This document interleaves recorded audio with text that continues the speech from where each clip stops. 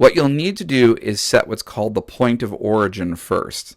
And this is the place where the object should connect with other things, like in this case, the platform. So click on the origin tool. And what you'll do is you're going to click where you want the main touching point to be, which is going to be just below the feet right here.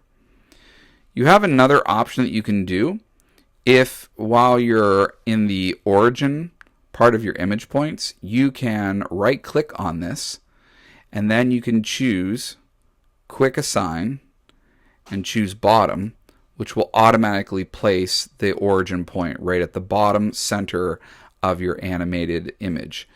After you have completed changing the point of origin, you're going to right click on this and you're going to choose apply to whole animation.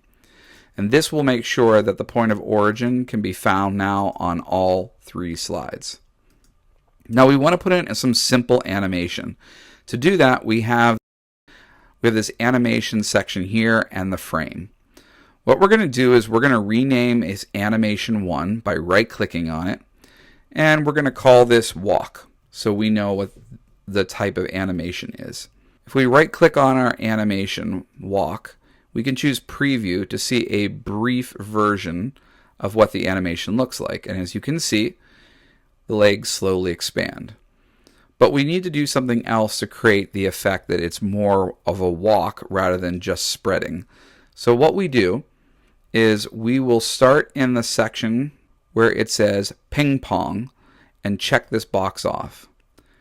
Ping pong reverses the course of the animation. So after completing 0, 1, 2, it will return back to 1 and then 0. This is what that would look like. And that's a great effect, but we want that to continue to happen as long as we are walking. So what we would do is check off the loop box. And by choosing loop, we can create an animation that looks continuous.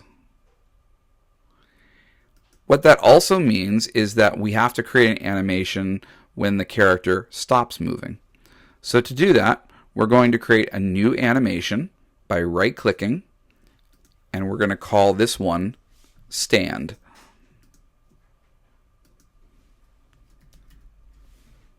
What we'll do now is we will import what we want our character to look like when they're standing.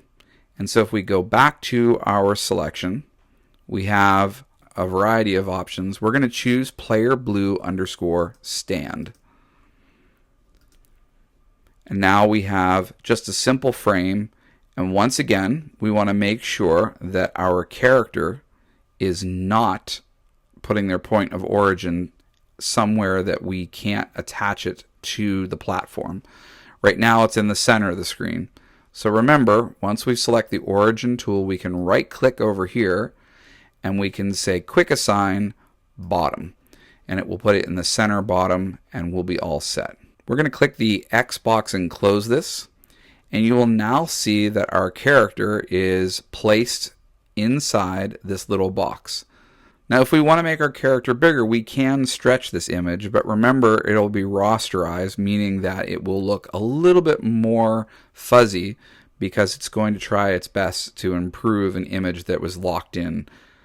So for now, let's leave it at its original instance size.